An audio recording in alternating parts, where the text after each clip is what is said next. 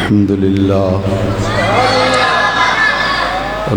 لله المستعان الذي خلق الإنسان وعلمه البيان والصلاة والسلام على أفضل الرسل سيد السبل محمد صلى الله عليه وسلم رسول الإنس والجان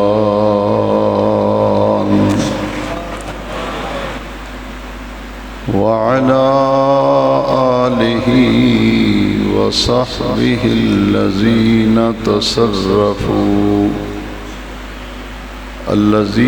تصرفوا إنان تحقيقهم إلى إعلاء كلمة الرحمن.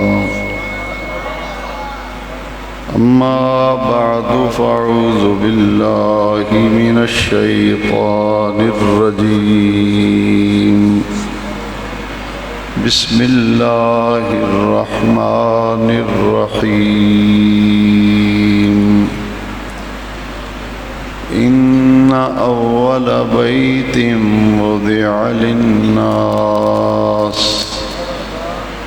وضع للناس للذي ببكة مباركا وهدى للعالمين.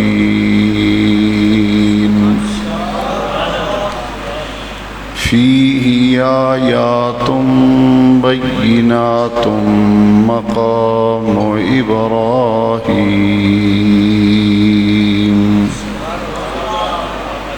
ومن دخله كان آمنا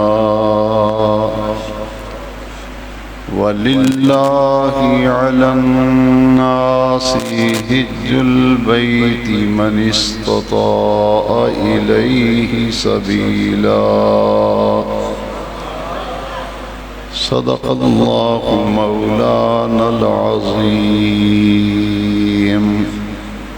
إن الله وملائكته يصلون على النبي يا أيها الذين آمنوا صلوا عليه وسلموا تسليما. الصلاة والسلام عليك يا سيدي يا رسول الله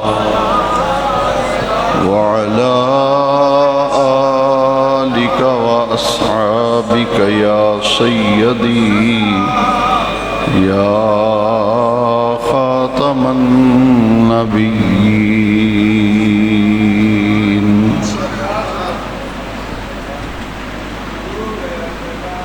معزز و محترم سامعین و حاضرین کرام، ماہانہ محفل ذکر درس قرآن و حدیث اور ختم غوثیہ کی مبارک محفل ہے، تقریب سعید ہے، جس میں میں اور آپ حاضری کا شرف حاصل کر رہے ہیں۔ میں نے آج کے درس قرآن و حدیث کے لیے قرآن مجید کی معروف سورہ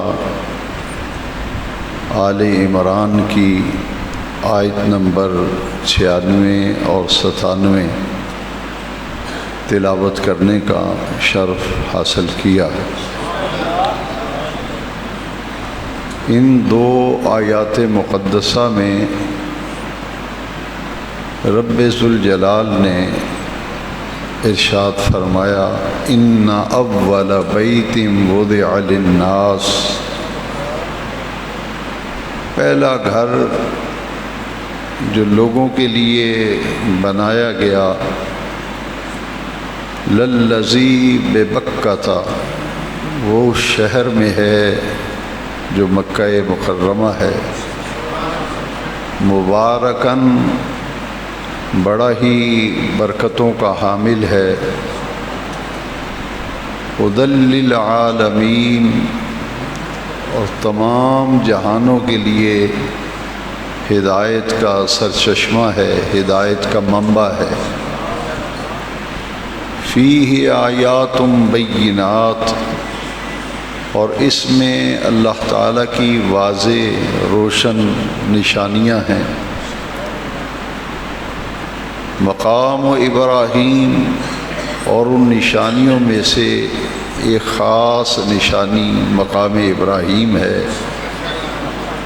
ومن دخلہ کان آمنا، جو اس میں داخل ہو گیا وہ ہر خطرے سے محفوظ ہو گیا۔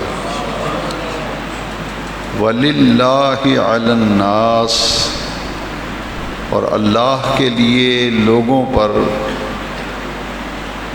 اس گھر کا حج کرنا فرض کیا گیا۔ وَلِلَّهِ عَلَى النَّاسِ حِجُّ الْبَيْتِ مَنِ اسْتَطَاعَ إِلَيْهِ سَبِيلًا، جو وہاں تک پہنچنے کی طاقت رکھتا ہے اس پر حج فرض کیا گیا۔ ان دو آیات مقدسہ میں ایک تو پوری روئے زمین پر پہلا گھر جو عبادت خانے کے طور پر سب سے پہلے بنایا گیا وہ یہی خانہ کعبہ ہے جو مکہ مکرمہ میں ہے۔ ان اول بیت وضع للناس، اس سے پہلے روئے زمین پر کوئی عبادت خانہ موجود نہ تھا،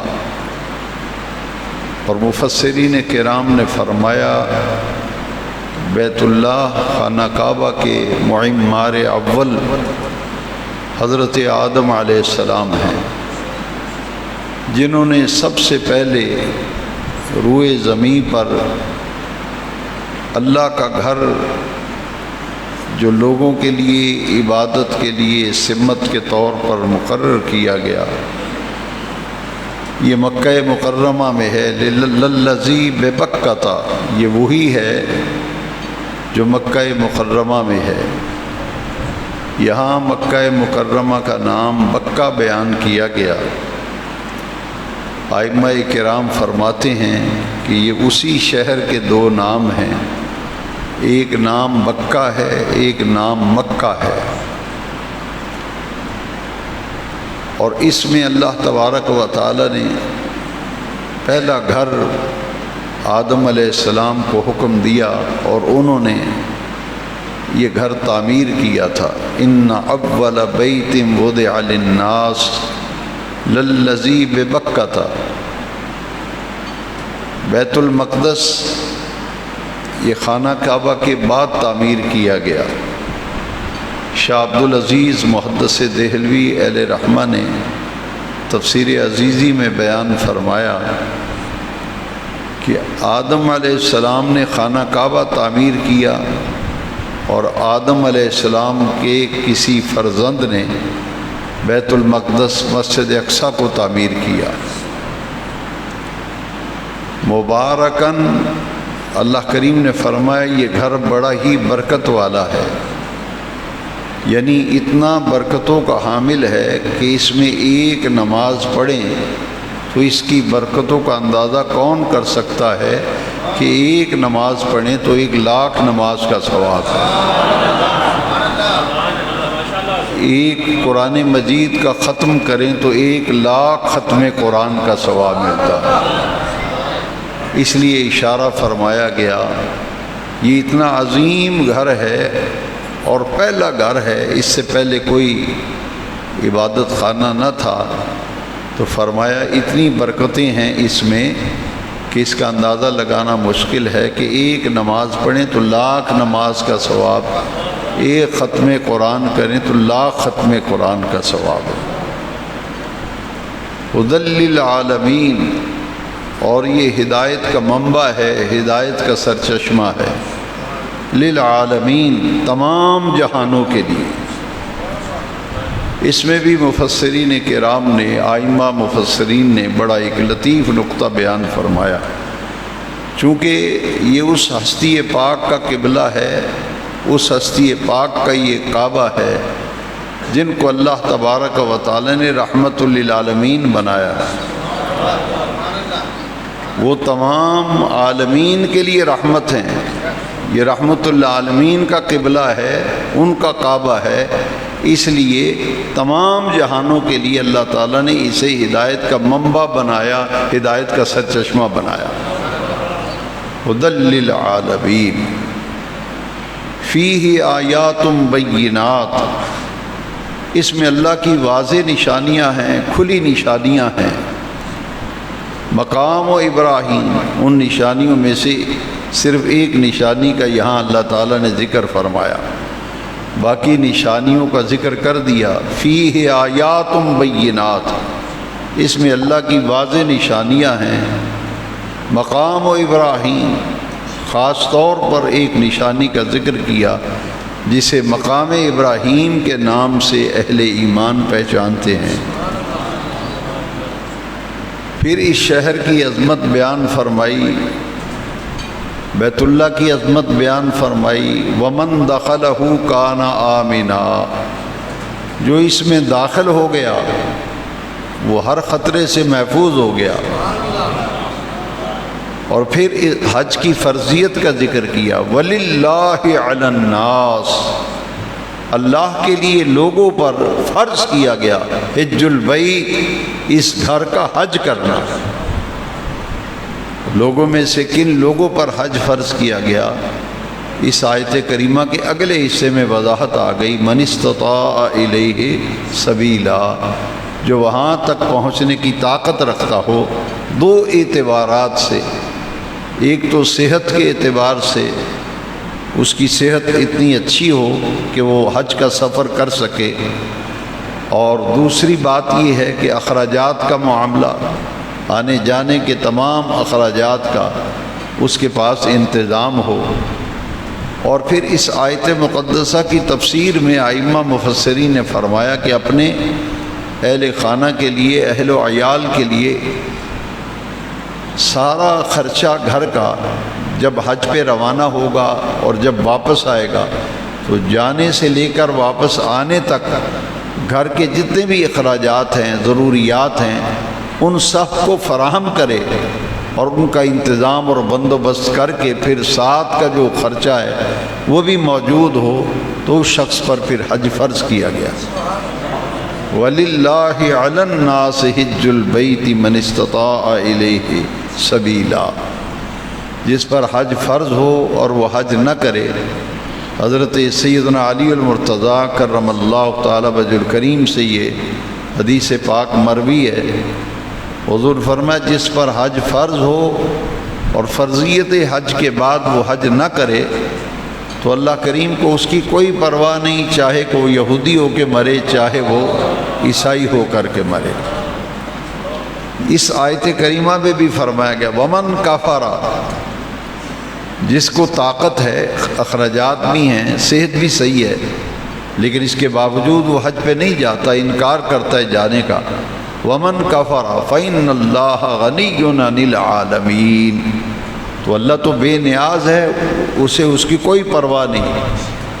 تو حج کی فرضیت کے بعد فوری طور پر حج کی ادائیگی کرنا لازم ہو جاتا ہے، کیونکہ اسلام کے ارکان خمسہ میں سے، جو کہ اسلام کی بنیاد 5 چیزوں پہ رکھی گئی ہے، ان میں سے جو آخری 5واں رکن ہے اسلام کا وہ ہے حج،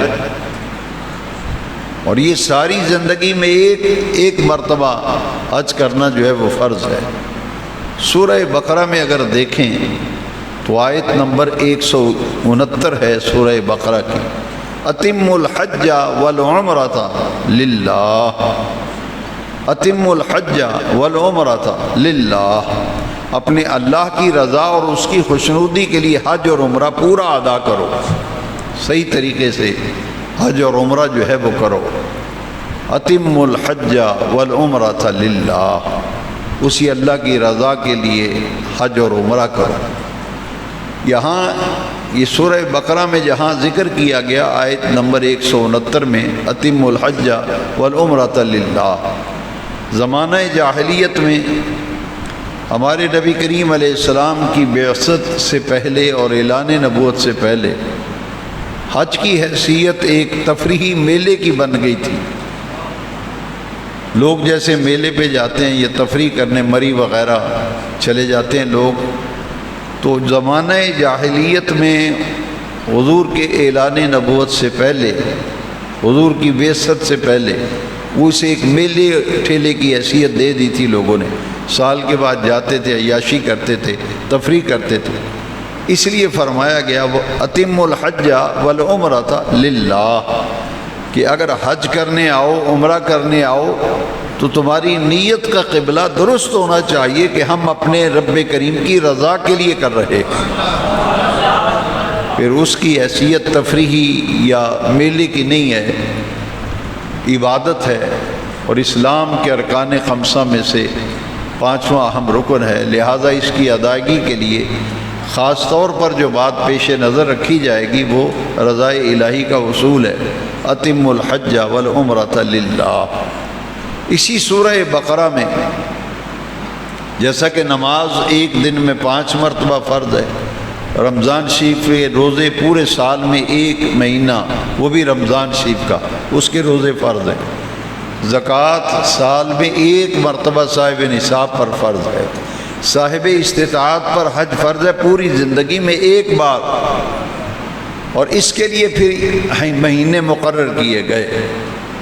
حج کرنے کے لیے یہ نہیں ہے کہ جب دل کرے جا کے حج کرائے، ایسا نہیں ہے، بلکہ اس عبادت کے لیے بھی مہینے مقرر کیے گئے۔ سورہ بقرہ میں ہی آیت نمبر 170 میں اللہ تعالیٰ نے فرمایا الحج اشہر معلومات، حج کے مہینے معلوم ہیں یعنی پہچانے ہوئے ہیں۔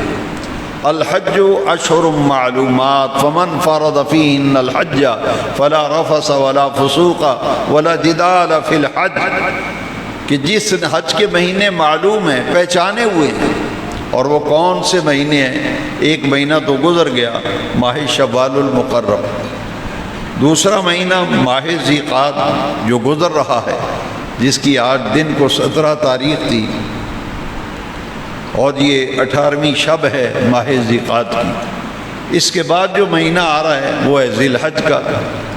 تو یہ 3 مہینے جو ہیں ان میں سے 2 تو مکمل مہینے ہیں، شوال و ذی قعدہ، اور ذی الحج کے 10 دن اس سے مراد ہیں۔ تمام مفسرین نے الحج اشہر معلومات کہ حج کے مہینے معلوم ہیں، پہچانے ہوئے ہیں، اس میں وضاحت کی ہے کہ شوال و ذی قعدہ کا مہینہ اور ذی الحج کے 10 دن جو ہیں یہ حج کے ایام، انہیں حج کے مہینے کہا جاتا ہے۔ اور ان مہینوں میں فمن فرض فیہن الحج، جس نے اپنے اوپر حج کو فرض کر لیا، یہاں فرض کرنے سے مراد حج کی نیت ہے، جس نے نیت کر لی حج کرنے کی، فلا رفث، رفث اصل میں عربی میں یہ میاں بیوی کے جو ازدواجی تعلقات ہیں اس کے لیے استعمال ہوتا ہے۔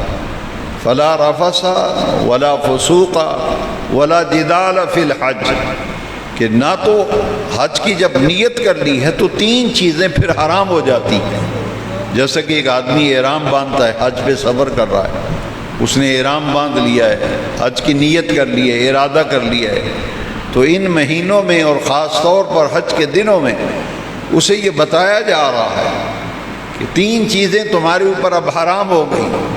رفث، بے حیائی کی کوئی بات، بے حیائی کا کوئی معاملہ کلیتاً حرام ہو گیا۔ فلا رفث ولا فسوق، فسوق کہتے ہیں فسق یعنی نافرمانی، اللہ تعالیٰ کی نافرمانی جو ہے، کسی بھی معاملے میں جب حج کی نیت کر لی ہے تو پھر کسی قسم کی نافرمانی، وہ ہلکی ہو یا بڑی ہو، چھوٹی ہو یا بڑی ہو، چھوٹا گناہ ہو یا بڑا گناہ ہو، ہر قسم سے بچنے کے لیے اپنے آپ کو ذہنی اور عملی طور پر تیار کرنا، یہ اس آیت کے اندر بیان کیا گیا۔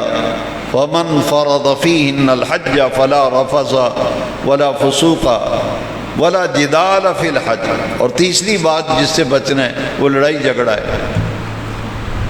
کسی سے جھگڑا کرنا، کسی سے لڑنا، یہ بھی پھر حرام ہو جاتا ہے، منع ہے۔ آپ اندازہ فرمائیں، میں اکثر جب حج کے موضوع پہ کبھی بیان کرتا ہوں تو میں آپ سے خاص طور پر توجہ دلا کر یہ کہتا ہوں کہ آپ اندازہ فرمائیں پوری دنیا میں جتنے بھی دھرم ہیں، جتنے بھی مذاہب ہیں، جتنے بھی ادیان ہیں، ان میں اگر آپ غور کریں اتنا بڑا اجتماع آپ کو کہیں نظر نہیں آئے گا۔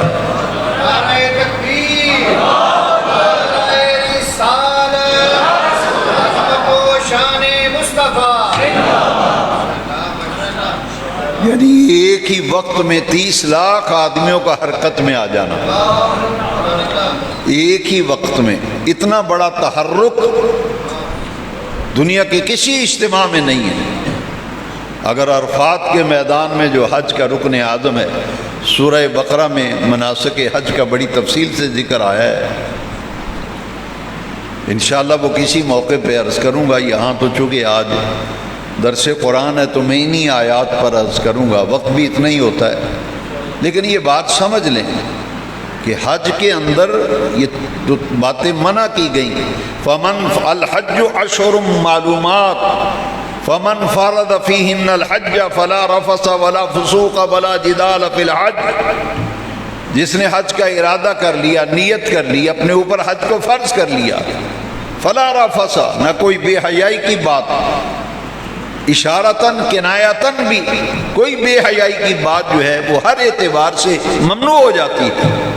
فلا رفث، صغیرہ کبیرہ گناہ، کوئی بھی اللہ کی نافرمانی کلیتاً ممنوع ہو جاتی ہے۔ اور تیسرا کام ہے ولا جدال فی الحج، اور لڑائی جھگڑا بھی نہیں ہے۔ تو ایک وقت میں 30 لاکھ آدمیوں کا میدان عرفات میں جمع ہونا، اور پھر آپ جانتے ہیں کہ حج کا رکن اعظم اور رکن رکین جو ہے وہ وقوف عرفات ہے۔ تو ایک وقت میں 30 لاکھ آدمی جمع، اور جب وہاں سے حرکت کرنی ہے، سورج غروب ہونے کا انتظار کیا جاتا ہے، یعنی کہ اپنی من مرضی سے نکل جائیں کہ رش ہو جائے گا، ہم اس لیے پہلے چلے جاتے ہیں۔ حج تو پابندیوں کا نام ہے نا، کوئی آدمی میدان عرفات سے نکل نہیں سکتا،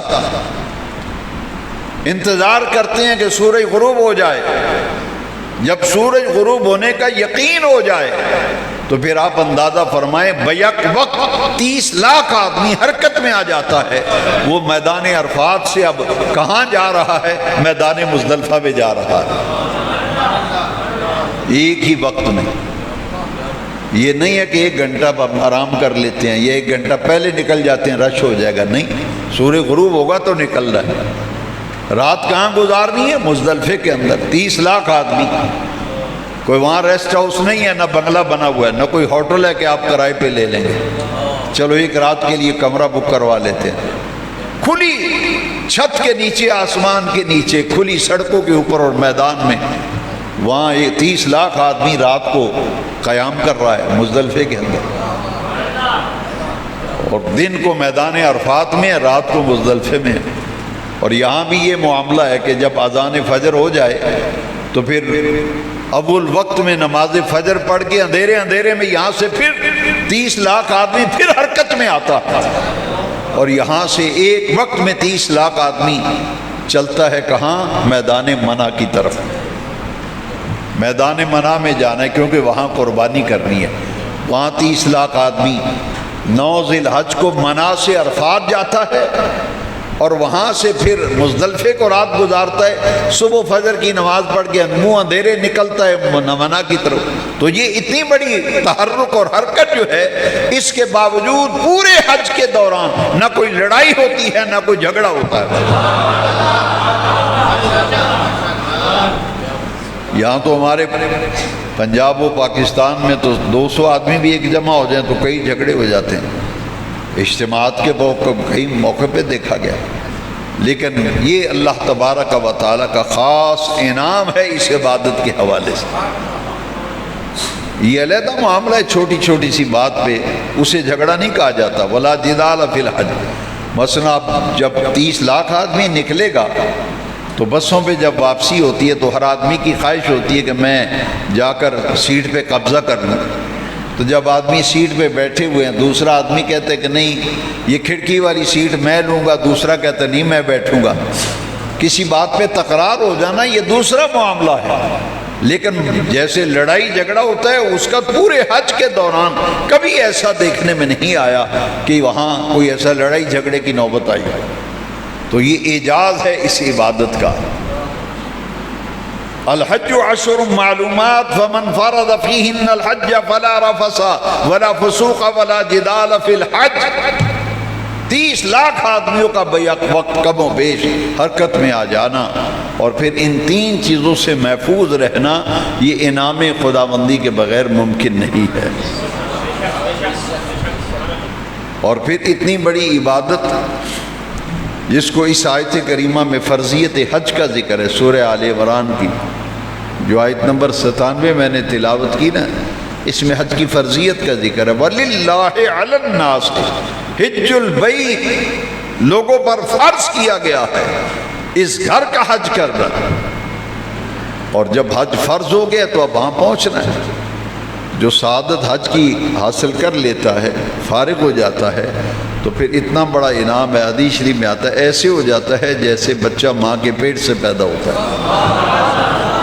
یعنی پوری زندگی میں ایک مرتبہ حج کرنا فرض ہے۔ اور نبی کریم صلی اللہ تعالی علیہ وسلم نے اپنی ظاہری حیات مقدسہ میں ایک ہی حج فرمایا تھا، ایک ہی حج حضور نے فرمایا تھا۔ یعنی اتنی اہم اور اتنی بڑی عبادت اور انعام بھی اور اس کی جزا بھی اس قدر بڑی کہ مناسک حج سے فراغت کے بعد ایسے ہو گیا جیسے آج ہی بچہ ماں کے پیٹ سے پیدا ہو، اس کے ذمے کوئی بوجھ کوئی گناہ نہیں ہوتا، اسی طرح آدمی گناہوں سے پاک ہو جاتا۔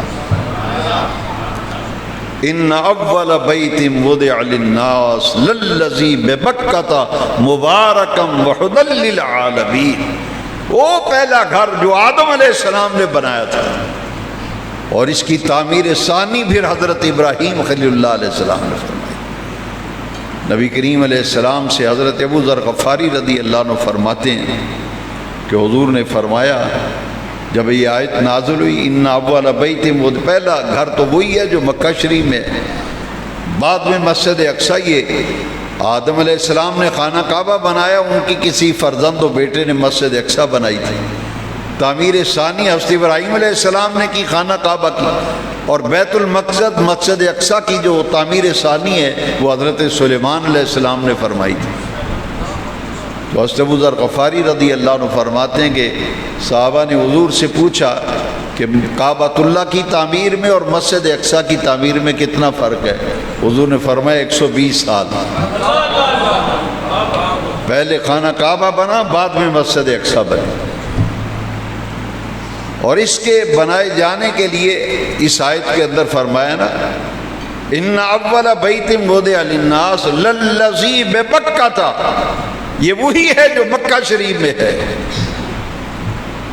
یہاں عرفاء نے ایک بڑی پیاری بات بتائی ہے کہ اگر کوئی شخص گھر بنانا چاہے تو اس جگہ گھر بناتا ہے، انتخاب کرتا ہے بڑا سوچ سمجھ کر، جہاں ساری فیسلٹی سہولتیں موجود ہوں، وہاں تک رسائی آسان ہو، آنا جانا ہو، لائٹ کا بھی انتظام ہو، پانی کا بھی انتظام ہو، آبادی بھی ہو۔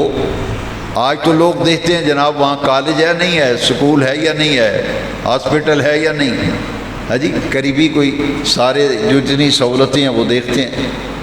لیکن اللہ کریم نے اس وادی کا انتخاب کیا نا، جس کو جمعے میں نے عرض کیا تھا، یہ وادی جہاں ابراہیم علیہ السلام چھوڑ کے بے وادن غیر ذی زرع، نہ کوئی آبادی، نہ بستی، نہ پانی، نہ کوئی شجر سایہ دار، رب کا گھر بن رہا ہے۔ رب نے انتخاب کیا تو شہر مکہ کا انتخاب کیا۔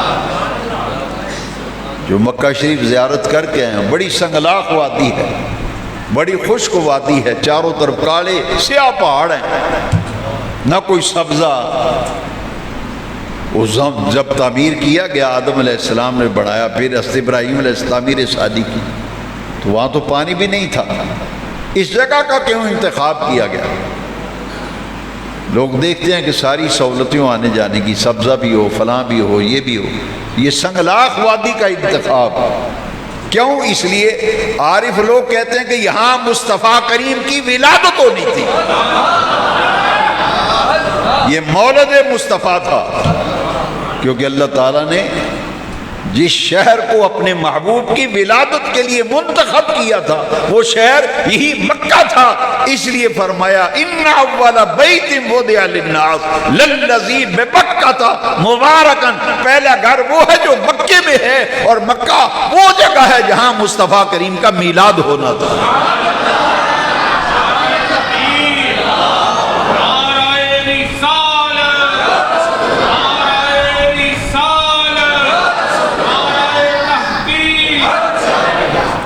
اس پر عرفاء نے دلیل بھی دی ہے، دلیل بڑی پیاری ہے۔ یہاں تو فرمایا نا ان اول بیت وضع للناس للذی ببکہ،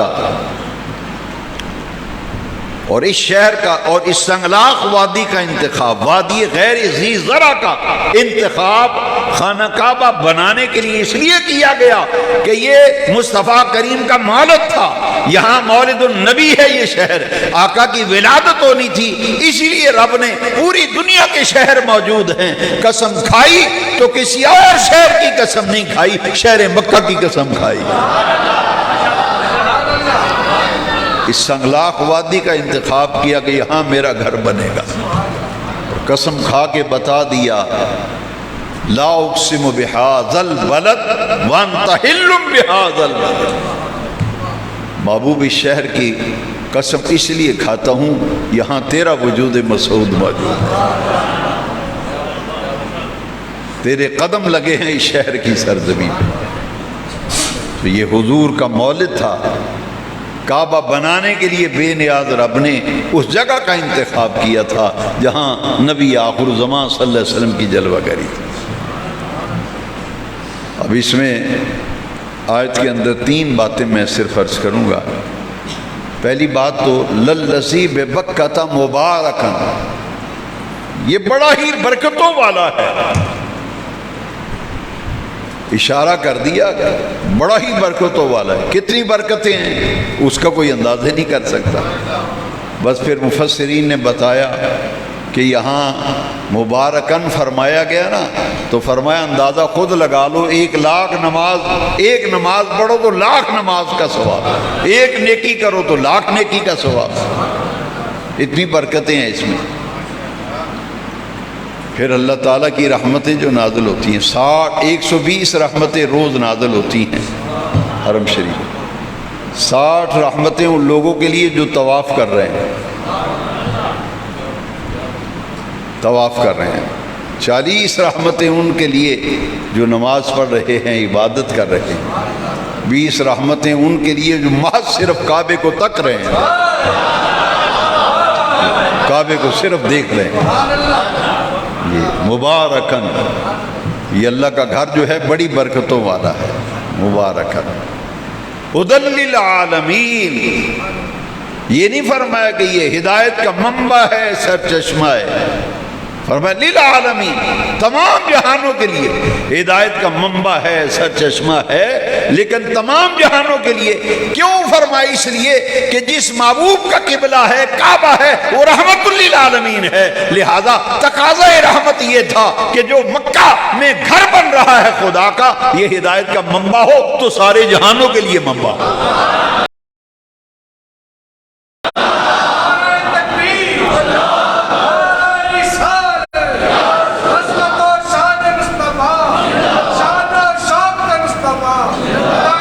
اس لیے فرمایا ہدی للعالمین، تمام جہانوں کے لیے۔ یہ پہلا گھر جو وہ پہلا گھر مکے میں جو بنا، یہاں تو اس حدود حرم میں تو شکار بھی حرام ہے، گھاس نہیں کاٹ سکتے۔ فرمایا ومن دخلہ کان آمنا، جو اس میں داخل ہو گیا انہوں نے اپنے آپ کو اس نے ہر خطرے سے محفوظ کر لیا۔ حاضرین محترم، پھر اس میں زمزم ہے، حجر اسود ہے، مقام ملتزم ہے، یہ ساری عظمتیں ہیں، ساری نشانیاں اللہ تعالیٰ کی، لیکن ان میں سے ایک خاص نشانی کا بے نیاز رب نے ذکر فرمایا، مقام ابراہیم فیہ آیات بینات مقام ابراہیم، واضح نشانیاں ہیں۔ ایک نشانی فرمایا وہ ہے جس کا نام مقام ابراہیم ہے۔ یہاں تفصیل میں جانے کا وقت نہیں، جو لوگ تبرکات کے قائل نہیں، کہتے ہیں تبرک کیا ہوتا ہے؟ کسی کی نسبت کسی سے ہو جائے اس کا احترام کریں، تو کہتے ہیں کیوں اس کے احترام کرتے پھرتے ہو؟ تو ان کو سمجھ لینا چاہیے۔ پھر سوالیہ نشان بن کے بس اتنا پوچھنا چاہتا ہوں کہ بے نیاز رب فرماتے ہیں فیہ آیات بینات مقام ابراہیم، اس میں واضح نشانیاں ہیں اللہ کی، اور ایک نشانی مقام ابراہیم ہے۔ چلو آپ بتا دو کہ مقام ابراہیم ہے کیا؟ کیا ہے مقام ابراہیم؟ ہم بیان کریں گے، شاید آپ کو تکلیف ہو، آپ بتائیں کہ ہے کیا مقام ابراہیم؟ سوائے اس کے چارہ نہیں ہے۔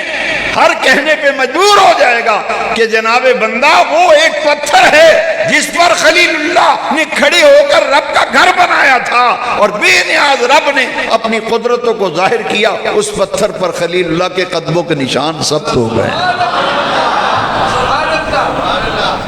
تفسیر عزیزی میں شاہ عبدالعزیز محدث دہلوی نے لکھا ہے پتھر نرم ہو گیا موم کی طرح، دونوں پاؤں کے نشان ثبت ہو گئے تھے۔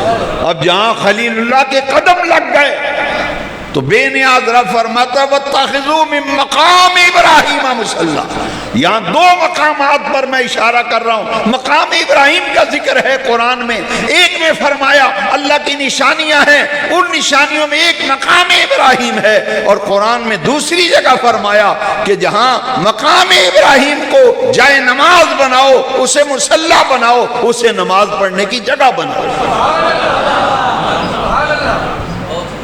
وَاتَّخِذُوا مِن مَقَامِ إِبْرَاهِيمَ مُصَلًّى، خلیل اللہ کے قدم لگ گئے۔ اتنی عظیم برکتوں والی جگہ ہے، رب فرماتا اسے جائے نماز بناؤ، وہاں نماز پڑھو۔ اب اندازہ فرماؤ اگر خلیل اللہ کے قدموں کے نشان کی اتنی برکت ہے تو جہاں خلیل اللہ خود آرام فرمائے، جہاں خلیل اللہ خود آرام فرمائے، یہ تو محض قدموں کا نشان ہے۔ جہاں ان کا وجود مسعود آرام فرما ہے، قبر کے اندر اس جگہ کا کیا مقام ہوگا جہاں خلیل اللہ خود آرام فرما۔ اسی لیے اللہ والوں کے ساتھ جو نسبت ہو جاتی ہے، مولانا شبیر احمد عثمانی علماء دیوبند کے ایک بہت بڑا نام ہے، شبیر احمد عثمانی، انہوں نے لکھا ہے کہ زمین کا وہ حصہ جو نبی کریم علیہ السلام کی قبر انور میں جسد پاک کا وہ حصہ جو قبر شریف میں حضور آرام فرما ہے، اور زمین کا وہ ٹکڑا اور زمین کا وہ حصہ جو محض حضور کے کفن مبارک کو مس کر رہا ہے، وہ کعبے سے بھی افضل ہے، اللہ کی عرش سے بھی افضل ہے۔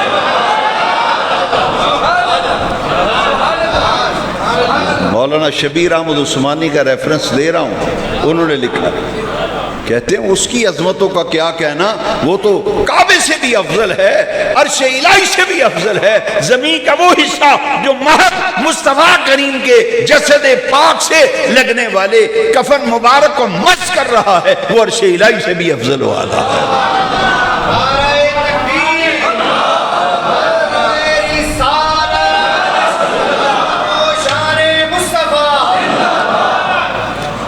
صفا اور مروہ کو بھی شاعر اللہ میں شمار کیا گیا۔ ان الصفا والمروہ من شعائر اللہ، صفا بھی اللہ کے شعائر میں سے ہے اور مروہ بھی اللہ کے، تو جہاں حضرت حاجرہ کے قدم لگ گئے وہ شاعر اللہ بن گئے۔ پانی تو پوری دنیا میں موجود ہے، ہر پانی بیٹھ کر پینے کا حکم ہے، اور زمزم جو اسماعیل علیہ السلام کی ایڑیوں کا تبرک ہے، اس پانی کو جب پینا ہے تو حدیث بخاری کے اندر ہے کہ نبی کریم علیہ السلام جب زمزم نوش فرماتے، ایک آپ کھڑے ہو جاتے، دوسرا اپنا رخ قبلہ کی طرف کر لیتے تھے۔ باقی ہر پانی بیٹھ کر پینے کا حکم ہے، زمزم پیو تو کھڑے ہو کر پیو۔ یہ نسبتوں کی بات ہے۔ تو بیت اللہ ان اول بیت وضع للناس، اللہ تبارک و تعالی حج کے مہینوں کی نسبت سے آج اس موضوع کا انتخاب کیا گیا۔ جو کچھ بیان کیا گیا اللہ تعالیٰ میرے اور آپ کے لیے سامان بخشش و ذریعہ نجات بنائے۔ حج و قربانی کا سلسلہ وار بیان جو ہے وہ خطبات جمعہ میں جاری ہے، انشاءاللہ وہ اپنے اپنے موقع پہ بیان ہوتے رہیں گے۔ ہماری حاضری اللہ کریم قبول فرمائے۔ مختصر سا حلقہ ذکر ہوگا، پھر انشاءاللہ نماز عشاء باجماعت ادا کریں گے، اس کے بعد پھر ختم شریف اور دعا اور لنگر شریف، لنگر غوثیہ تقسیم ہوگا۔ ذکر میں سب حضرات شامل ہو جائیں۔ بسم اللہ الرحمن الرحیم۔ حسبی ربی جل اللہ